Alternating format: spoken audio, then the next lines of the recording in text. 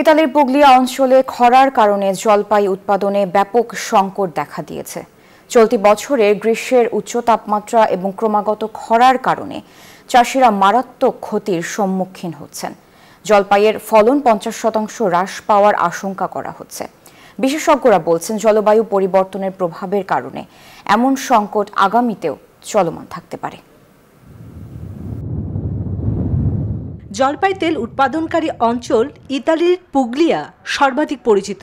জলপাই তেলের মূলধনের শিরোনাম ধারণ করে অঞ্চলটি। তবে চলতি বছর পুগলিয়া অঞ্চলে জলপাইয়ের ফলন 50% কম হওয়ার আশঙ্কা করা হচ্ছে। স্বাভাবিক বৃষ্টিপাতে বছরের এই সময়টায় জলপাইয়ের বীজগুলো সবুজ থাকে, কিন্তু এই বছর খরার কারণে সেগুলো কাঠের মতো শক্ত হয়ে গেছে।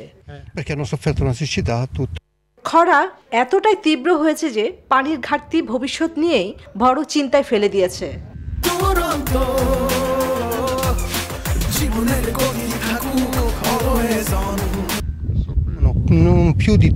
আগে দিনে 15-16 ঘন্টা পানি পাম্প করতে পারতাম, এখন সেটা একেবারেই অসম্ভব।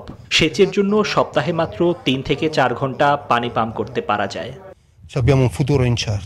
বিশেষজ্ঞরা বলছেন, জলবায়ু পরিবর্তনের প্রভাবের কারণে এমন সংকট আগামীতেও চলমান থাকতে পারে। চন্দ্রানী চন্দ্রা, নিউজ 24।